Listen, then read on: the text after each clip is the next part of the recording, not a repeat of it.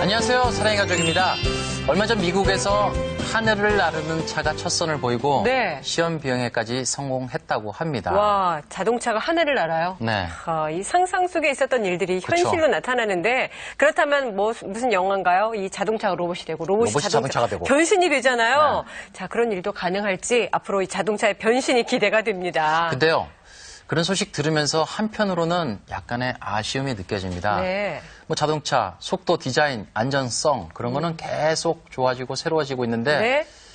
장애인 관련 자동차들은 왜 이렇게 여전히 제자리 걸음인지 참 안타깝습니다. 그렇네요. 이렇게 장애인이 직접 운전을 한다면 이동의 어려움도 줄일 수 있고 좀 더 편리한 생활을 함께 할 수 그렇죠. 있는데 아직까지 우리나라에서 장애인이 운전한다는 거 쉬운 일은 아닌 것 어떻게 같더라고요. 보면 밖으로 나와야 되는데 네. 많은 장애인들이 밖으로 나와야 되는데 이 운전 면허 때문에 못 나오는 경우가 또 없지 않아 있다고 하거든요. 네, 그래서 오늘 함께 사는 세상 만들기 위해서는요. 장애인 자가 운전에 대한 얘기를 나눠보겠습니다. 먼저 화면 준비된 거 보시죠.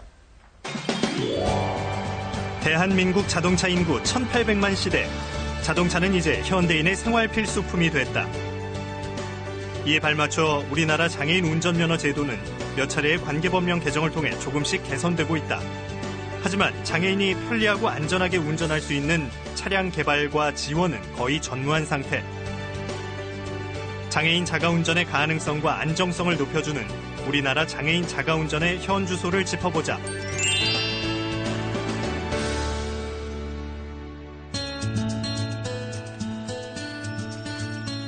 매일 아침 8시 30분 남민 씨의 출근이 시작된다. 휠체어로 대중교통을 이용하던 시절에는 엄두도 낼 수 없는 늦은 시간이지만 자가운전을 시작하면서부터 출근 시간이 여유로워진 것이다.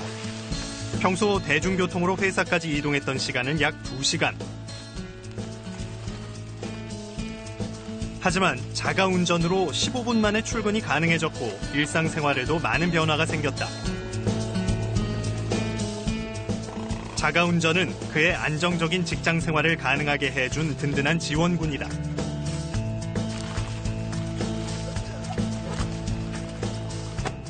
그전에는 일반 대중교통을 이용하고 그리고 또 서울시에서 하는 그 장애인 콜택시를 이용하는데 장애인 콜택시 같은 경우는 기본이 2-3시간을 기다려야 되기 때문에 빨리 오면 엄청 빨리 오는데 근데 자기 차가 생기면서 이런 시간 같은 약속 같은 것도 지킬 수 있는 거고 그리고 뭐 사람들이랑 만나고 싶을 때 언제든지 만날 수 있는 거고 편리함이라는 장점만큼 자가운전을 위해서는 감당해야 할 과제도 있다. 경제력이 있어서 차를 운전하는 경우는 많이 없어요. 왜냐면은 거의 대부분이 저하고 똑같은 생각을 가질 건데 정말 서울 그러니까 특별시가 정말 장애인이 생활하는데 좀 많이 불편함이 있는데 그걸 해결하기 위해서는 차가 필요한 거고 어떤 일을 하든지 간에 차를 가지고 운전을 하고 다닌다면은 그러니까 장애인들이 엄청 편한데 그런 지원 자체가 없기 때문에 그러니까 거의 빚을 내서라도 중고차를 사거나 차를 사려고 많이들 하는 거죠. 자가운전은 사회활동이 늘어난 장애인에게 중요한 이동수단이다.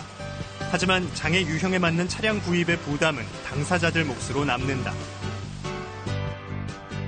남민 씨가 근무하고 있는 장애인 복지관. 이곳에는 복지사로 일하는 장애인이 많은데 가정 방문 등의 외근이 잦은 이들에겐 자가운전은 단연 큰 관심거리다. 그 장애인이 탈 수 있게끔 이제 개조를 해야 되겠고요. 뭐 그런 것들이 조금 어려운 점이 있었죠. 이제 손으로 작동할 수 있게 해주는 거 요거를 핸드 컨트롤이라고 하는데요. 뭐 이것도 밖에 나와서 이제 설치를 하면 한 40만 원, 50만 원 뭐 이렇게 줘야 되는 걸로 알고 있어. 그리고 이제 그렇게 해주는 것도 많지가 않고요. 과연 장애인이 안전하고 편리하게 운전하기 위해 필요한 조건은 무엇일까? 먼저 살펴볼 것은 차량 개조 분야다.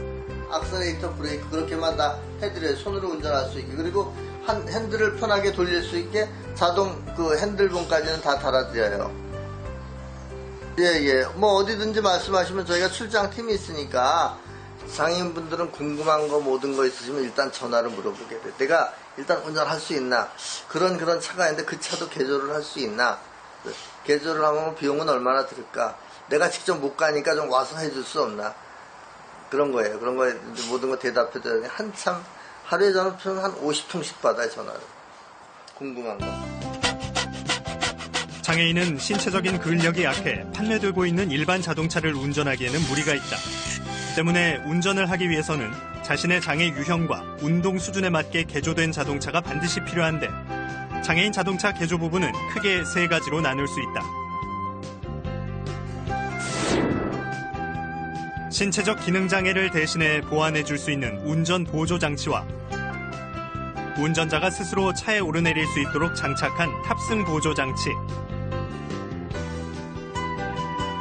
그리고 휠체어를 차량 내로 탑재하기 위한 이송 보조 장치가 기본이 된다. 지금 우리는 이 모든 차들을 이렇게 물리적으로 손을 따가지고서 이렇게 차에서 연결을 하니까 차도 망가지고 하는 사람 안 되는 차가 있으니 짜증나고 그래서 이거는 지금 이거 전자가 이렇게 발전해가지고 세계에서 핸드폰도 제일 잘 많은 나라고 그런데 왜 그까짓 거 뭐 손 3개, 4개 들어오는 거 연결 못 하겠으니까 이런 건 국가기관이나 그런 기업에서 신경 좀 써주면은 이렇게 고생하지 않아도 모든 차에 무선으로 버튼만 누르면 이렇게 장애인이 편안하게 운전할 수 있는 그런 장치를 좀 개발해 줬으면 좋겠어요. 국내 최초의 장애인 차량 개발자인 고용성 씨. 그는 30년 넘게 장애인을 위한 족동차, 핸드 컨트롤러 등 다양한 장치들을 개발해왔다. 이게 당기면은 악셀레이터, 누르면 브레이크. 브레이크를 계속 이렇게 누르고 있기 힘들면 브레이크를 락 시켜 놓을 수도 있어요. 락 시켜 놓으면 이걸 풀어 놓으면 차가 이렇게 가고 누르면 쓰고 또 락 걸리고 하면 이렇게 하면 락이 걸리기도 하고요. 그는 특히 장애인 차량 개조의 핵심인 운전 보조 장치 개발에 힘써왔지만 우리나라의 개발 상황은 여전히 부진한 상태다. 교통약자의 이동 편의 증진법에 자가운전이 필요한 장애인의 운전 장치 또는 차량 개발에 대해 명시하고 있지만 아직까지 이를 진행 중인 국가기관이나 담당 부서조차 정확히 나눠지지 않은 상황이다.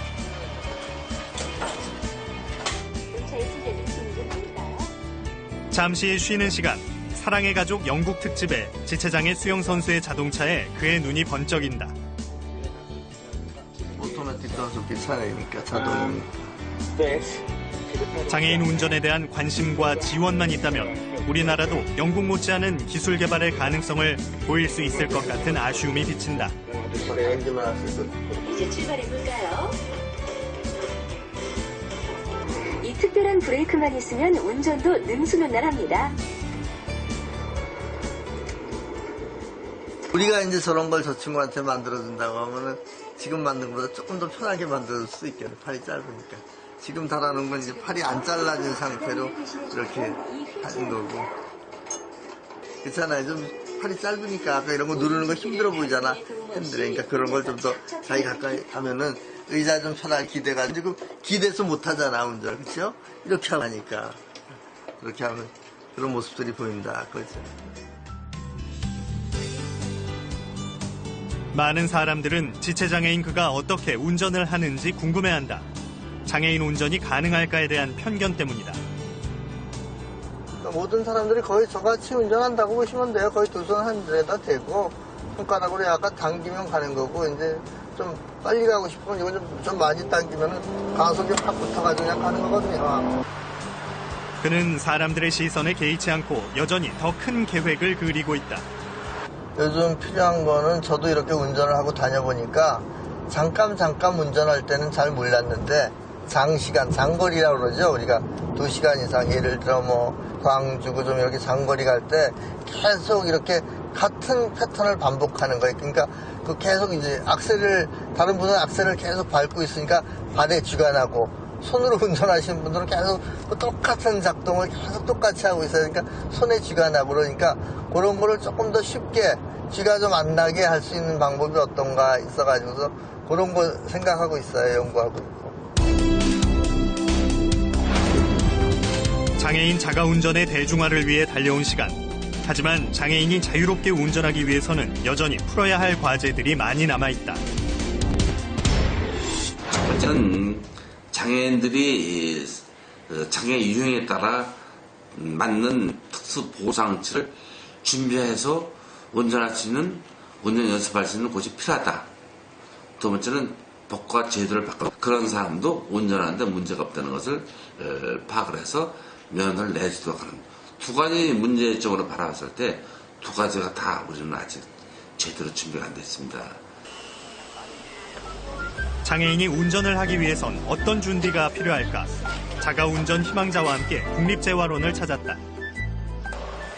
제가 아프기 전에는 운전을 했었는데 이제 지금은 운전이 가능한지 그걸 알아보려고 오게 됐습니다.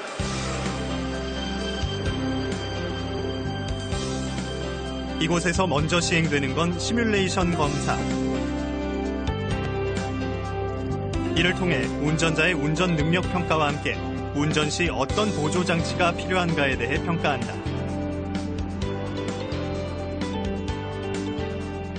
100점 만점에 98점이 나오신 거면 굉장히 좋은 그 운전 능력 기술을 갖고 계시는 결과를 나오셨어요. 그래서 이 시뮬레이터상의 도로주행 검사에서는 합격하신 거고요. 합격이 되신 분들은 저희가 재활훈련과를 보내서 실제로 나가셔서 실제 도로주행에서 얼마나 잘 하실 수 있는지 검사 훈련을 하게 되거든요.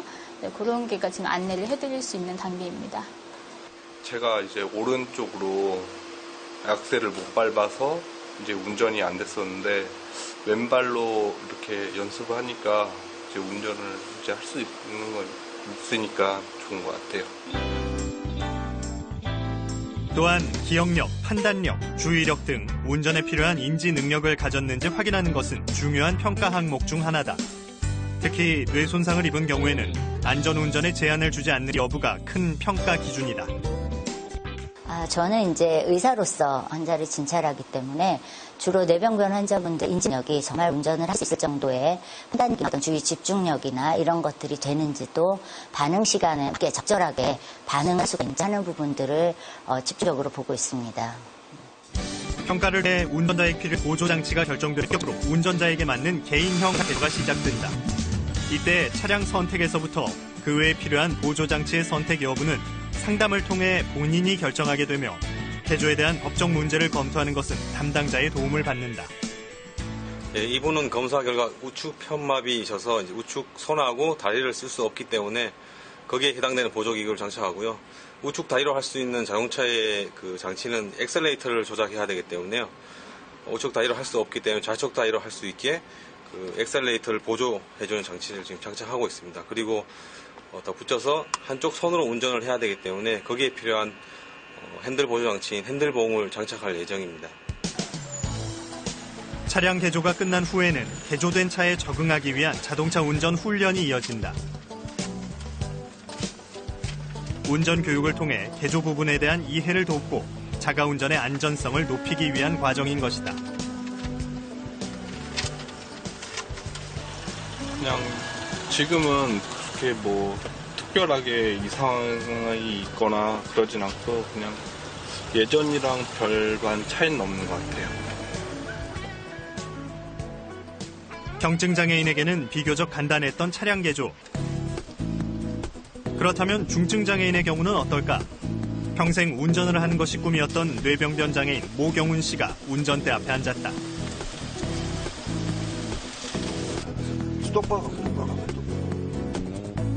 수없이 운전면허 시험을 볼 수 없다고 통보받았던 경훈 씨. 그가 번번이 탈락의 고배를 마시게 된 건 중증장애인이 운전할 수 있는 차량이 없다는 이유 때문이었다. 장애 유형에 따른 다양한 장치 개발이 부족했던 것이 바로 경훈 씨의 운전 가능성과 기회마저 박탈해버린 것이다.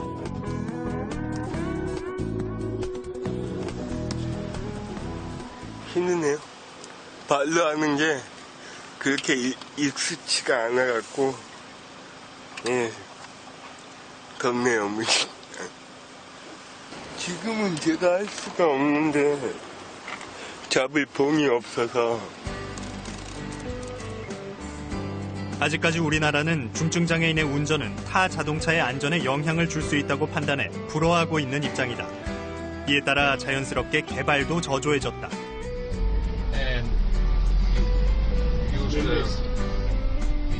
하지만 외국의 경우 타 자동차의 안전을 위해 다양한 보조장치 개발이 활발히 이루어지고 있다.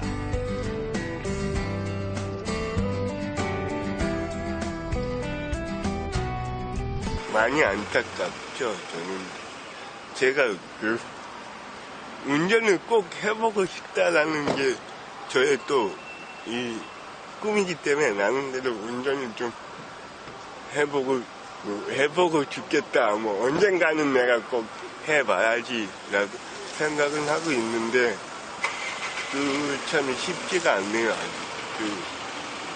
어떤 접할 수 있는 기회조차 갖지를 못하는 거기 때문에 어떤 이런 여러 가지의 보조 기구들을 이용해서 충분히 할 수 있을 거라는 생각이 드는데도 불구하고 한번 해보지도 못하는 거죠. 기회마저 어떤 여러 가지 거를 한번 해보고 훈련해보고 만들어갈 수 있는 그런 여러 가지의 것들이 있을 것 같다는 생각이 드는데 그 기회마저 가실 수 없다는 게 좀 많이 안타깝죠. 차량 개조의 문제는 단순히 개발에 국한된 것이 아니다. 이는 장애인 차량에 대한 수요를 낮추고 낮은 수요는 다시 개발에 대한 인식을 흐리게 하는 근본 문제가 되기 때문이다. 외국에 개발된 제품을 수입하더라도 수입해서 성능 인증을 받는데 많은 비용이 들기 때문에 제품이 들어오지도 않고 그리고 그 제품이 들어와도 보통 중증 장애인이 쓸 수 있는 운전 개조 장치는 한 1억 정도 최소 1억 정도 하고요. 그 비용을 본인 부담으로 해서 구입할 수 있는 장애인이 많지는 않아서 현재 개발도 되지 않고 수입도 되지 않고 유통도 되지 않는 상황입니다.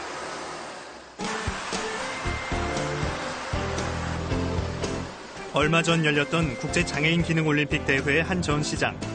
여기서 우리는 장애인 차량 개발에 대한 해결책을 찾아볼 수 있었다. 유난히 사람들의 발길이 이어졌던 우리나라 중소기업의 복지차. 중증 장애인도 휠체어를 탄 채로 탑승해서 운전까지 혼자 할 수 있도록 개조됐으며 개별적 보조장치 지원도 가능하다. 정부의 지원으로 개발을 시작할 수 있었는데 앞으로 보급을 위해 다른 차에 비해 저렴한 가격으로 판매될 예정이다. 정부의 지원, 중소기업의 개발, 차량의 보급이 하나로 뭉쳐 힘을 발휘한 좋은 예가 되는 것이다. 장애 특성에 맞게끔 개조하는 거는 국가에서 지원을 해줘야 부담 없이 개조를 해서 편안하게 활동하는데 편안하게 할 수 있는 게 돼서 좀 더 장애인들이 많이 돌아다니고 활동할 수 있지 않을까 그런 생각이 들어요. 그걸 개인적으로 안 와서 다 알아서 하라는 거는 사실 좀 나오지 말라는 소리가 똑같은 거예요. 지금 현재는 우리가 그분들에 맞는 걸 최대한 수용을 해드려요. 즉 다시 말해서 맞춤형 차를 만들어준다고 봐야 되죠. 근데 제일 지금 원하는 게 이제 운전장치들이 자기 그 장애에 따라서 최적화하는 장치를 좀 해줬으면 좋겠다. 이게 이제 기성분들의 꿈이죠. 우리나라에서 장애인은 사회적 편견과 제도적 무관심 속에서 운전을 감당해가고 있다. 장애인들의 필요를 듣고 귀를 열었을 때 장애인과 비장애인 모두가 행복해질 수 있는 날은 멀지 않을 것이다. 장애인이라고 해서 뭐 이제 기능상 비장애인들보다 이렇게 떨어지거나 이런 거는 없어요. 저 같은 경우도 이제 그 주위 분들이 제가 저를 보고 되게 운전을 아주 잘한다고 이제 그런 얘기를 많이 들었거든요. 되게 차분하게 운전을 한다고, 되게 안정적으로 한다고. 그래서 그런 편견 같은 거는 안 가지셔도 될 것 같아요. 그렇습니다. 네, 장애인이 면허를 따서 또 운전을 한다는 거. 네. 이건 뭐 산 넘어 산이고 아주 참. 그 한 장인이 이런 말씀 하셨잖아요. 한번 뭐 죽기 전에 꼭 운전 한번 해봤으면 좋겠다. 근데 네. 그럴 기회조차가 없는 게 참 안타깝다라는 말이 참 가슴 와닿습니다. 네, 오늘 이런 내용들 자세히 얘기 나눠보겠습니다. 대림대학교 자동차학과의 김필수 교수, 또 장애인 운전장치 제작 전문가시죠. 고용성 씨 함께했습니다. 네. 안녕하세요. 안녕하세요. 고용성 씨는 오랫동안 이렇게 자동차, 그러니까 장애인 자동차 보조기구를 이렇게 개조를 하고 그런 일에 종사를 하셨는데 네. 예전에는 장애인들이 운전한다는 것 자체, 그 자체가 굉장히 힘들었을 것 같아요. 지금은 좀 간간히 보입니다만. 제가 처음 이렇게 그 운전했을 때는 30년도 훨씬 더 됐는데 네. 그때는 진짜 저같이 운전하는 사람도 없고 이런 게 없었어요. 네. 국내에서 그러니까 오토매틱이라고 하니까 노클러치 차를 생산 안 할 때였기 때문에 운전하기가 참 힘들었죠. 그럼 고용성 씨는 어떻게 이렇게 장애인 자동차로 이렇게 개조를 해서 운전하게 됐습니까? 그래서 저도 그 장애인이 운전한다고 하는 거는 그냥 외국에서 이렇게 나오는 그 뉴스 같은 해외 토픽으로만 봤었는데 네. 우연한 기회에 자동차 옆자리에 앉아서 이렇게 라디오를 들으려고 키를 돌렸는데 네. 차가 막 덜컹덜컹 시동이 걸려서 가는 거예요. 이제 지금 생각하면은 뭐 이렇게 일단 기아를 넣는 것 같았어요. 네. 그러니까 세루가 돌면서 차가 가서 거기서 이제 힌트를 얻었죠. 발로 밟지 않았는데 차가 저기 갔으면 손으로도 조작하면 차를 갈 수 있겠다 해가지고서 오토매틱 차도 아닌데다가 이렇게 스틱, 쇠막대기를 많이 달아서 3개 달아서 클러치 누르고 1단 누르고 이렇게 좀 클러치를 빨리 뛰면 시동이 꺼지고 조금 늦게 뛰면 차가 서서히 스타트가 되더라고요. 그래서 출발할 때는 핸들을 살짝 놨지만 그 다음부터는 좀 클러치를 빨리 뛰어도 돼서 이제 그 다음부터 운전하는 건 문제가 없이 오토매틱이 아닌데도 잘 갔는데 그 다음부터 이제 그런 문제들이 많이 발생을 하더라고요. 그러니까 네. 그 면허 제도가 없는 거예요. 그렇죠. 아, 그렇겠다. 장애인이 운전을 할 수는 있지만 네. 면허를 딸 수 있는 길이나 이런 게 없었어요. 네. 고용성 씨가 그렇게 운전에 대한 그런 뭐랄까 강한 열정이 있었기 때문에 네. 우리가 지금 이렇게 편하게 그 장애인 보조 장치로 인해서 운전할 수 있는데 근데 고용성 씨가 무면허로 8번이나 입건 당했다고 그럽니다. 참 대단하십니다. 네, 그렇네요. 장애인은 운전을 할 수 없다. 그래요. 이런 편견 자체가 어떻게 보면 장애인들이 운전하는 데 있어서 많은 영향을 주는 것 같아요. 사실 우리나라 관련 운전면허 관련 제도가 일반인을 위한 제도였습니다. 네. 장애인의 이런 배려에 대한 부분이 전혀 없는 상태였거든요. 그러다 보니까 아까 자료에도 보다시피 경증 장애인은 운전면허를 딸 수가 있지만 중증 장애인, 뭐 뇌병변이나 아니면은 근위치라든지 이런 분들도 충분히 운전을 할 수가 있거든요. 네. 근데 일반인의 시각에서 볼 때는 이런 분들이 운전하게 되면 교통사고나 이런 것들이 다 많아질 가능성이 있다라고 네. 생각을 하는데 외국에 자료 나온 거 보면 전혀 없다는 겁니다. 그만큼 요새 기술 발전이 많이 돼 있고 아쉬운 것 중에 하나는 우리나라의 자동차 기술이 2, 3년 사이에 세계 최고 수준까지 올라갔기 때문에 네. 전기 전자나 각종 센서나 시스템이 굉장히 잘 돼 있습니다. 그런데 장애인 보조 장치에 관련된 부분이 바로 그런 거거든요. 모터나 아니면 인터페이스 회로나 컨트롤 시스템 같은 거 충분히 우리가 얼마큼 노력하느냐에 따라서 국산화시킬 수가 있고 운전할 때 불편함이 전혀 없다는 거고 제가 보기에는 일반인보다 더 잘하는 분도 더 많을 것 같아요. 얼마큼 제도적으로 만들어주느냐 또 관련 장치를 얼마큼 활성화시키느냐 이런 전체적인 부분들이 좀 아쉬운 부분이 많다고 볼 수 있습니다. 그렇군요. 그렇게 자동차 운전에 대해서 안전하지 않을 것이다라는 그런 이제 편견, 그래서 그렇죠. 장애인들은 운전할 수 없다라는 거, 그거 인식 좀 바꿔야 되지 않을까라는 생각이 드는데, 근데 사실 나한테 맞는 차가 없다면 실기 시험을 볼 수도 없는 거잖아요. 그렇죠. 네, 힘들 거고, 또 어렵게 면허를 차가 없으면 꼭 무용무진 셈이잖아요. 네. 우리 교수님 말대로 우리나라가 이렇게 모든 전자산업이 많이 발전했는데 아직까지도 옛날식으로 다 이렇게 뭐 선을 연결하고 이렇게 해서 쓰고 있거든요. 네. 그래서 그런 거 보면 그런 게 많이 좀 아직도 좀 미지근한 것 같아가지고. 그래요. 그런 데서는 좀 개인이 이렇게 할 수 있는 건 지났다고 봐요. 저는 그렇네요. 어떻게 30년을 했는데도 요거밖에 발전을 못 시켰을까요? 그러니까는 이거는 좀 혼자 힘으로는 안 되는 거고 네. 좀 전문하시는 분야에서 힘을 합쳐가지고 하면은 지금 있는 거에 몇 배 더 좋은 제품을 만들 것 같아요. 그래요. 그렇다면 이렇게 장애인이 운전하는 모습이 더 이상 특이한 일이 아니고 자연스러운 일로 만들기 위해서는 네. 우리가 어떤 노력이 필요할까요? 자동차 기술 수준 세계 최고 수준입니다. 또 친환경 자동차 같은 전기 자동차에 관련된 모터나 컨트롤러 이런 시스템은 장애인 보조 장치를 쓰기에는 굉장히 활성화하게 좋은 부분이거든요. 네. 이런 전반적인 부분을 지금 지원해 주는 거, 정부에서 법적인 부분들, 또 면허증 제도에 대한 부분들, 전체적인 점검을 통해서 즉 국민들, 또 산학연관, 특히 강조하고 싶은 건 자동차 메이커 수익 모델은 안 되지만은요 중소기업에 맡기지 마시고 좀 더 적극적으로 이 기업 윤리라는 측면 또 배려에 대한 생각을 가지고 메이커였으면 적극적으로 참여했으면 생각이 듭니다. 그래요. 어떻게 보면 이게 장애인 자가 운전이 삶을 개척하는 데서 중요한 수단 중에 하나로 이제 그렇죠. 바뀌고 있는데요. 네.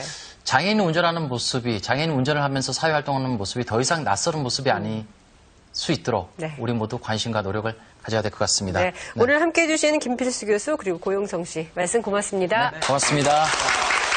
고맙습니다. 네, 오늘 준비한 내용은 여기까지입니다. 저희는 이 시간 더 따뜻한 소식으로 찾아뵙죠. 네, 고맙습니다. 고맙습니다.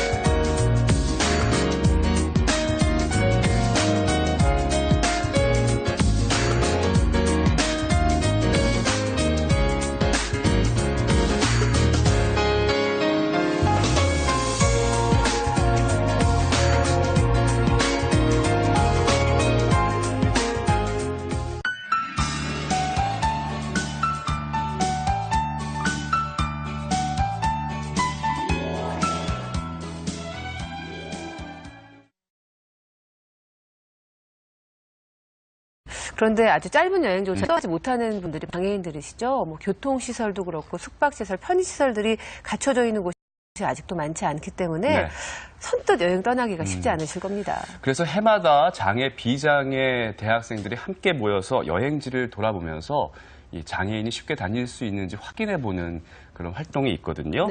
하모니 원정대입니다. 함께 만나보시죠. 장애인에게 여행 중이도 공부하는 순간 맞닥뜨려야 하는 온갖 장애물과 편 요소들.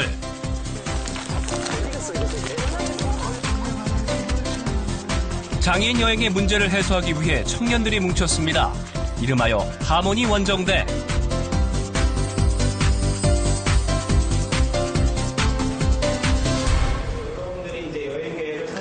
하모니 원정대는 문화관광지와 국립공원을 돌아보며 장애인 편의시설이 규정에 맞게 잘 돼 있는지 조사하고 좋은 여행 코스를 발굴하는 프로젝트입니다. 암행어사처럼 말이죠. 인식계산에 대한 문제 평소에도 관심이 많아서 다른 휠체어, 지체장애나 시각장애 같은 다른 사람들은 어떻게 불편함을 느끼지 궁금해서 그 지원을 하게 됐어요. 갈 생각을 아예 못했으니까 이렇게 좋은 친구들 만나서 같이 가는 게 되게 뜻깊어요. 평소에 장애인분들 많이 접해보지 못했고 그래서 이번 기회를 통해서 좀 약간 물리적 장벽을 넘어서 정신적 장벽까지 한번 넘어보고자 지원을 했습니다. 전국에서 지원 하모니 원정대 총 10팀이 있는데요.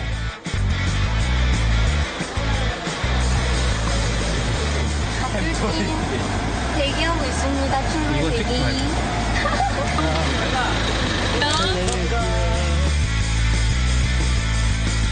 장애, 비장애 학생들이 조화롭게 팀을 만들어 6박 7일 대장정에 오릅니다. 원정대 10개 팀은 전국을 10개 구역으로 나눠서 각각 조사하게 되는데요. 그중에 휠체어로 가지 못할 곳은 없다라고 외친 답별팀을 따라가 봤습니다. 답별팀이 맡은 지역은 충북과 경북에 걸쳐 있습니다. 잘 다녀오겠습니다. 파이팅! 파이팅!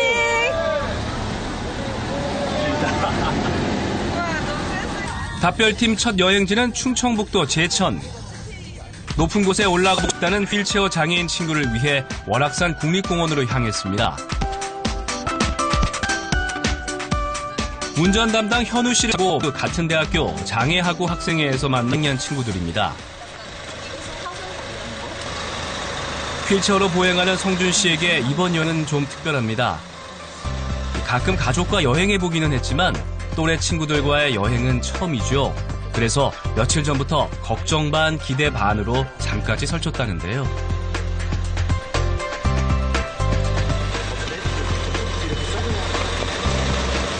이거 채울게. 든든한 친구들이 있으니 기대만큼 좋은 여행이 되겠죠?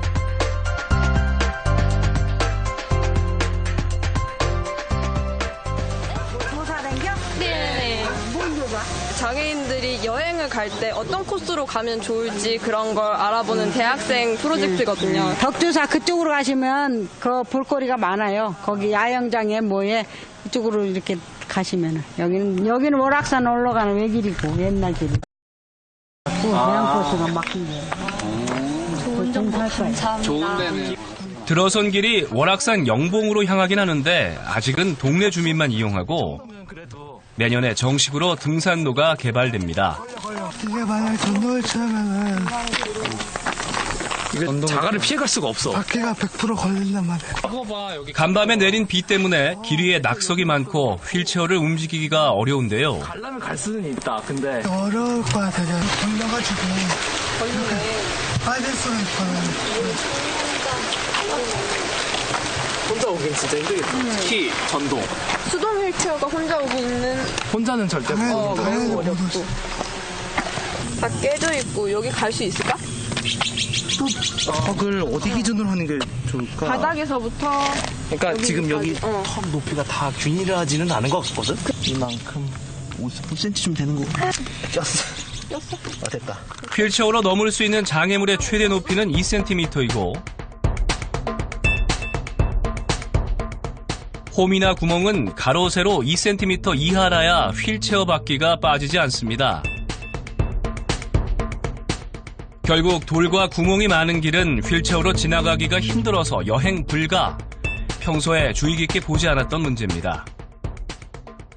전동시 앞바퀴가 원래 작거든요, 이거.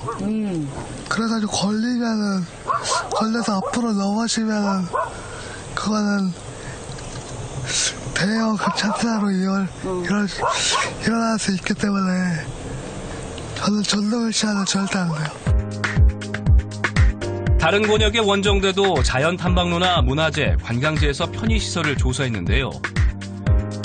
휠체어용 경사로나 장애인 전용 화장실이 없고 설사 있더라도 규격이 맞지 않아 사용할 수 없는 곳이 많았습니다.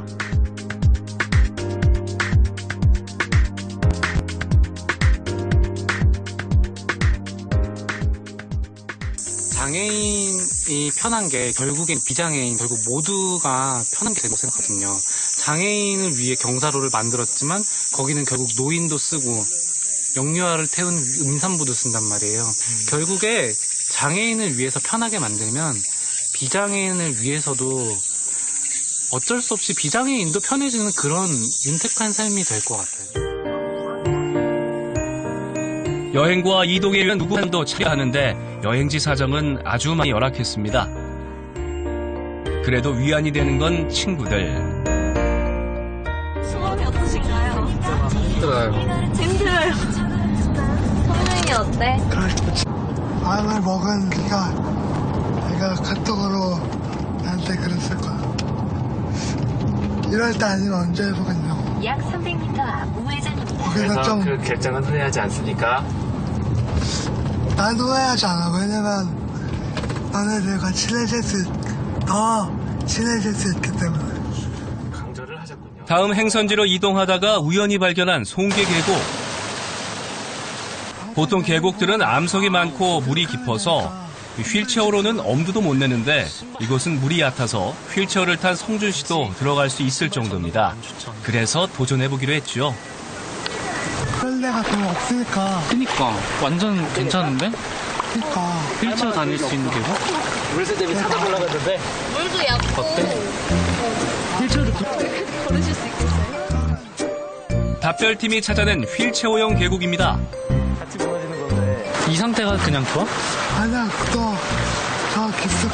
저쪽은 근데 끌고서 깊이 들어갈 수가 있지. 사진 한번 찍자. 저기 가서 그리고 깔끔하게 끝내자. 깔끔하게.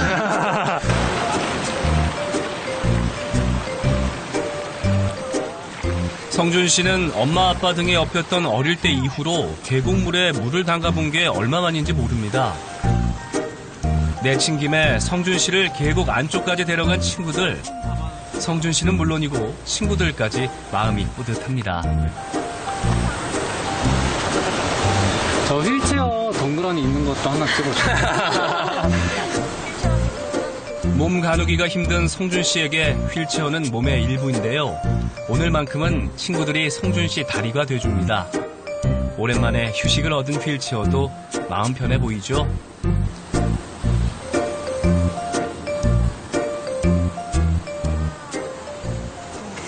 휠체어가 주인이 없던 적이 찾는 게 더 힘들잖아요. 웬만하면 다 무조건 휠체어에 타고 있어야 되고, 근데 저렇게 혼자 놓여 있는 거 보니까 뭔가 기분이 좀 이상해서 뭔가 좀 뿌듯한 이런 것도 있고 좋아서 사진 하나 찍으라고. 인지상정이란 말처럼 서로 마음을 나눠보면 불편하고 힘든 것을 공감하게 됩니다. 장애인 여행의 권리는 이렇게 장애인과 함께 느끼고 그 입장에 서보는 것으로 시작됩니다.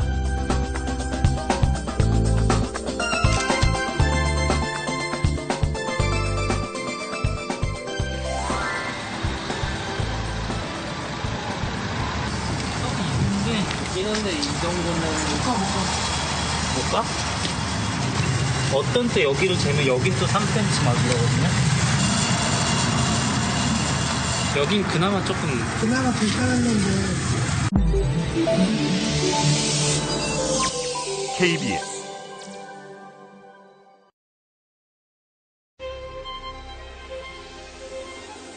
대한민국 에너지를 만드는 기업. 이것은 팩트. 세계 31개국의 에너지 수출. 이 정도 되면 임팩트. 대한민국 최초의 석유화학 회사. 이것은 팩트. 여기 톱이 원래 10cm야. 전혀 올라오는 길. 밥 먹으려고 도착한 식당에서 규격에 맞지 않는 휠체어 경사로를 발견했는데요. 이제 전문가가 다 됐습니다. 지나가는 차들이 야간에 그 지문폭을 다 받아요. 보통 석이 2cm가 기준이거든요. 보니까 10cm 정도, 여기는 4cm 정도가 돼서 저기만 조금 개선되면 많은 장애인들이 여법으로 여기를 이용할 수 있을 것 같아서. 이 자동차들이 야간에 지나가면서 빛을 발견을 못해서 그 부분을 밟고 지나가는 수도 많고, 아니면 안으로 좀 더 들어가서 이걸 밀고 저쪽으로 막 나가는 수도 있어요. 그래서 이제 몇 번 고쳤는데 또 저렇게 고장을 내놨습니다. 고치도록 하겠습니다. 문제를 인식하고 보니 전에 안 보이던 것이 정말 잘 보입니다. 이번엔 장애인 주차구역 배려 문제. 정말 딱 붙였구나. 이거 손만 조금 지켜줬어도. 장애인 주차구역에서는 차량 간 거리가 1m를 넘겨야 휠체어가 들어갈 수 있는데요. 원래가 이게 필수는 아닌데 장애인 주차장 이 표시가 원래 B금 이렇게 쳐져 있는 게 맞대요. 근데 그게 필수까지는 아니고 그랬으면 좋겠다고서 있는데 그 B금 쳐진 그 넓이 정도만 있어도 되게 충분할 것 같다는 생각이 들어요. 운전 실력이 부족해서 그럴 수도 있고 주차선 밟는 것쯤이야 라고 생각할 수도 있지만 장애인 주차구역은 휠체어 공간을 염두에 둔 것인 만큼 차량 거리 꼭 지켜주시기 바랍니다. 규격만 맞춰서만 옆으로 붙여달라는 것도 아니고 맞춰서만 넣었으면은 해서 휠체어 올라가는 데는 무리가 없어요. 경상북도 예천 낙동강이 굽이쳐 오르는 육지수속 섬마을 회룡포입니다. 회룡포에 왔으면 용포마을의 명소 뿅뿅다리를 한번 건너봐야겠죠? 과연 휠체어로도 건널 수 있을까요?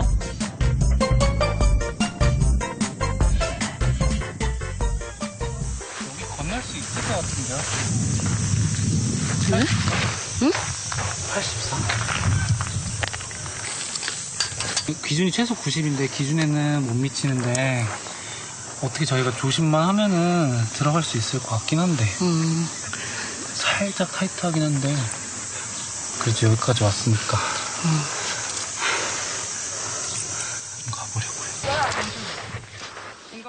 다행히 성준 씨도 같이 둘러볼 수 있을 것 같습니다. 여기 전동이면은 못 가고 절대 못 가. 바퀴가 빠져 아예 그냥. 전동열차는 저긴 두 명에서 안 돼요. 수동이라서 저희가 이렇게 이고 지고 이렇게 밀고 가는 거지. 전동이었으면 저기 들어오자마자 모래밭에서 바로 그 기계 안에 모래 들어가서 아예 저기서 나가지도 못하고 그냥 가만히 서 있었어야 될 거예요. 성준아 어때? 나 어때 괜찮아. 준비됐어? 괜찮지? 준비됐어. 가자. 우리 빠지면 같이 빠질게. 빠지면 같이. 그래, 이게 의리지. 밀어. 다리는 무사히 건넜는데 강물이 말라서 만들어진 모래사장이 장애물이었네요. 함께 지낸 지 이틀 만에 휠체어 보조 호흡이 척척 맞습니다. 성준이랑 같이 다닐 때도 딱히 뭐 경사진 각도라던가 아니면 뭐 턱이라던가 그런 거에 대해서 신경을 전혀 안 썼는데 이제 캠프를 이렇게 같이 하다 보니까 그런 걸 정말 많이 신경 쓰게 되더라고요. 전국 여행지를 실태 조사하면서 교통과 이동 편의에 대해 장애인만큼이나 잘 알게 된 하모니 원정대. 100. 100이면 100이 안 돼. 180에서 120까지였어요. 90 정도면 진입이 가능한 정도? 80이 여기 이렇게 밀고 가는 팔까지 계산을 한 거라서.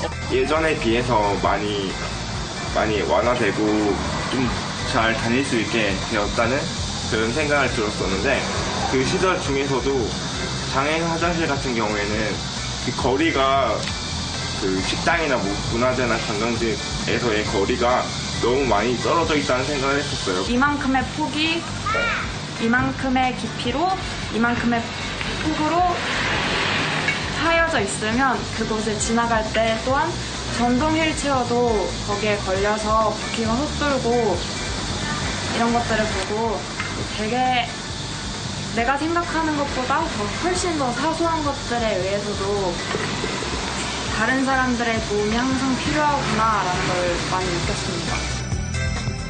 7일간의 빠듯한 일정이지만 휠체어 경사로 모든 출입구의 문턱, 화장실과 같은 편의시설 여부까지 다양한 조사가 이뤄졌습니다. 장애인에게 아름다운 길이 모두에게 아름다운 길입니다. 누구나 아무렇지 않게 지나친 길을 놓치지 않고 살펴본 하모니 원정대. 내년에는 전국의 여행지들이 좀 더 달라진 모습을 확인할 수 있기를 바랍니다. 관점이 다르면 세상이 다르게 보인다. 조사에 참여했던 학생들이 이구동성으로요. 관광지나 여행지가 장애인한테 이렇게 불편한지 몰랐다고 하더라고요. 네, 잘 알려진 명소들조차 이동권이나 이런 접근성이 다 취약하다는 걸 알 수 네. 있었는데요. 그 교통편이나 자유로운 보행은 인간의 기본적인 권리잖아요. 맞습니다. 이런 기본권이 장애인들에게는 막혀 있다는 게 참 안타까운 거죠. 그리고 이동권만 해도 정부가 4년 전에 약속한 게 이 모든 버스의 40%를 저상 버스로 교체를 한다고 했는데 올 상반기까지만 해도 겨우 20% 정도만 교체가 됐다고 합니다. 네, 휠체어 경사로나 장애인 화장실을 갖춘 숙박시설이 거의 없다고 하는데요. 앞서서 준서와 엄마가 묵었던 방이 그래도 그런 곳이었었는데 이러한 방을 한 곳이라도 갖춘 숙박시설이 전국의 0.5%밖에 되지 않는다고 합니다. 이번에 하모니 원정대 활동이 참 의미가 깊었는데요. 학생들이 조사가 끝나고 나서 국회에 찾아가서 장애인 여행 활성화를 위한 입법을 요청하기도 했습니다. 네, 이제 초중고등학교 방학도 시작됐고 본격적인 휴가철도 시작이 될 텐데요. 네. 모두들 뭐 교통안전이나 물놀이 안전 주의하시는 것도 기본이지만요. 그곳에 장애인 편의시설이 잘 갖춰져 있는지 눈여겨보시고 함께 이야기 나눠보는 것도 좋을 것 같습니다. 네, 자 이번에는 일주일에 수화 한마디 배워보는 시간이죠. 네. 오늘 배워볼 말이요. 함께 여행 가자예요. 네. 윤지영 아나운서가 시범을 좀 보여주세요. 저도 미리 열심히 배워봤는데요. 함께 모두 같이잖아요. 예. 모두 같이니까 함께가 함께입니다. 함께. 모두 같이 함께. 여행은 여행 갈 때 우리가 배낭 메고 가잖아요. 예. 배낭 메는 거예요. 아, 배낭을 여행, 메고요? 가자는 쉽습니다. 가자. 자, 붙여서 이야기하면 함께 여행 가자. 가자입니다. 네, 그렇군요. 즐거운 주말 되시고요. 저희는 다음 이 시간에 따뜻한 이야기로 찾아오겠습니다. 여러분 고맙습니다. 바라봐 항상 꿈꾸던 아름다운 세상 널 품어줄 세상 그렇게 나가는 거야 가끔 힘이 들어도 때론 눈물 날 때도 뒤에 처진 기분에 멈춰버리고 싶은데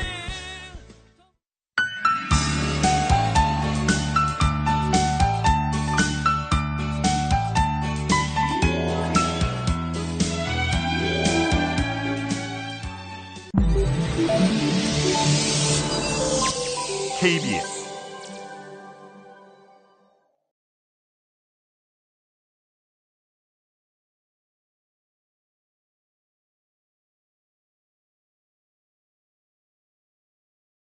그런데 아주 짧은 여행조차 하지 못하는 분들이 장애인들이시죠.